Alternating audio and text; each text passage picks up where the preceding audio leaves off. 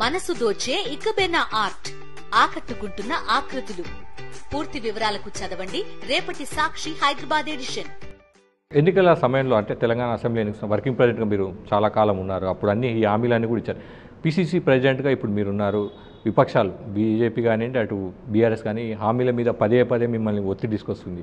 PCC చీఫ్గా మీకు కొద్దిగా ఇబ్బంది అనిపిస్తుంది. అంటే ఇన్ని హామీలు ఇవ్వాల్సింది కాదు, కొద్దిగా ఆలోచన చేయాల్సింది. ఇటీవలే మీ ఏఐసిసి చీఫ్ మల్లికార్జున ఖార్గే కూడా అన్నారు, రాష్ట్ర ఆర్థిక పరిస్థితిని బట్టే హామీలు ఇవ్వాలి, తొందరపాటు వద్దు, జాగ్రత్తగా ఇవ్వాలన్న ఆలోచించారు. ఈ ఆలోచన ఆయన అప్పట్లో మీకు ఇవ్వలేదా? లేదు, ఖర్గే గారి మాటలను వక్రీకరించినారు. ఆయన అన్నది వేరు, చెప్పింది వేరు.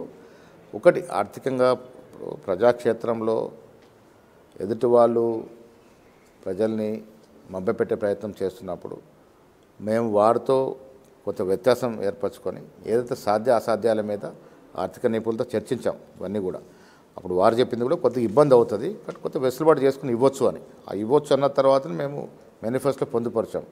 సోనియా గాంధీ గారు డిక్లేర్ చేశారు, ఆషామాషి కాదు. సోనియా గాంధీ గారితో డిక్లేర్ చేశారంటే ఇవన్నీ కూడా మా మెడ మీద కత్తున్నట్టే. డెఫినెట్గా అన్నీ పూరించే ప్రయత్నం చేస్తాం. అవన్నీ అయిపోయినందుకే ప్రజలు తీర్పిచ్చారు. మీరు సరిగ్గా పనిచేస్తారన్న నమ్మకం కల్పించే ప్రయత్నం చేశారు, వాళ్ళు నమ్మారు. తీర్పిస్తూనే కేసీఆర్ కూడా 39 సీట్లు ఇచ్చారు. ఎందుకు ఇచ్చారు? 39 సీట్లు ఇస్తే మీరు అన్ని లాక్కుంటారు కదా సార్. నువ్వు ఆపోజిషన్లో ఉండు, నీ కర్తవ్యం సరిగా నిర్వర్తిస్తే కాంగ్రెస్ కూడా సజావుగా చేస్తానని ఇచ్చాడు. ఎందుకు ఫామ్ హౌస్కి పరిమితమయ్యాడు? మేము కూడా ఇలా కోరుకుంటా ఉన్నాం, ప్రతిపక్షం సమర్థవంతంగా నిర్వహించండి. మా లోటుపాటు ఉంటే మేము సర్దుకునే అవకాశం సలహా సూచనతో మాట్లాడే దాంట్లో చాలా అబద్ధాలు ఉన్నాయి. నేను అదే చెప్తాను, కేటీఆర్ గారు నాకన్నా వయసులో చిన్నవాడు, చాలా పెద్దగా ఎదిగినాడు, కానీ అబద్ధాలు మాట్లాడకూడదు. ప్రజాస్వామ్యంలో ఇవ్వలేక రేపు టెంపరీ గెయిన్స్ వస్తాయి, దానివల్ల లాంగ్ రన్లో గెయిన్స్ ఉండవు. ఇలా సోషల్ మీడియాని ఏ విధంగా వాడుతున్నారు వాళ్ళు? అనైతికంగా దిగజారి ఫోటోలు, వీడియోలు, ఆడియోలు మార్ఫింగ్ చేసి, ఎడిటింగ్ చేసి వాడుతూ ఉన్నారు. ఒక ఫోటోని తీసుకొచ్చి ఒక జత చేస్తూ ఉన్నారు. ఇది అనైతికం. ఇది ఇప్పుడు మేము నిజంగా ఎక్కడన్నా తప్పు చేస్తే, మేము కానీ మా ప్రభుత్వం కానీ తప్పు చేసి ఏలెత్తి చూపితే మేము సరిదిద్దుకుంటాం. రేవంత్ రెడ్డి గారికి మాకు భేషజాలు లేవు.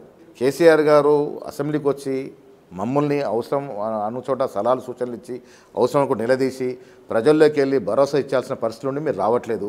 కేటీఆర్ చెప్పాలి ఎందుకు వాళ్ళ ఫాదర్ని నిర్బంధించారు ఇంట్లో. ప్రతిపక్ష నాయకుడిని ఇంట్లో నిర్బంధించి కేటీఆర్ ఎందుకు రాజ్యం వెళ్తున్నాడు, హరీష్ రావు రాజ్యం ఎందుకు వెళ్తున్నాడు?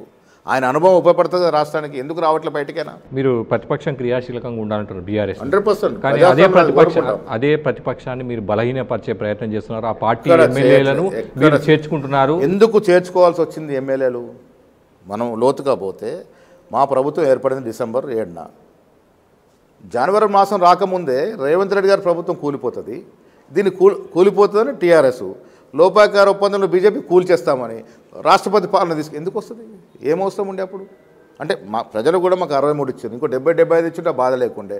అప్పుడు ఏమైంది? ఎమ్మెల్యేలు ఎవరైతే ఆ పార్టీలో ఉన్నారో, అరే మా బలం చూసుకొని మా నాయకుడు ఆ పార్టీని ప్రజాసంపద ఎన్నికైన పార్టీని కూల్చేస్తానంటున్నాడు, మేమే అటుపోతే అయిపోతుందని ఇటు వచ్చేసారు. మేము కూడా తప్పనిసరి పరిస్థితుల్లో ఒకప్పుడు ఫిరాయింపులు వ్యతిరేకించిన మేము తప్పనిసరి పరిస్థితుల్లో మీరు ఊరికే ప్రభుత్వాన్ని కూలుస్తాము, గద్దె దించేస్తాము, ముఖ్యమంత్రిని ఊడిచేస్తాము అంటుంటే మేము చేసుకోవాల్సి వచ్చింది.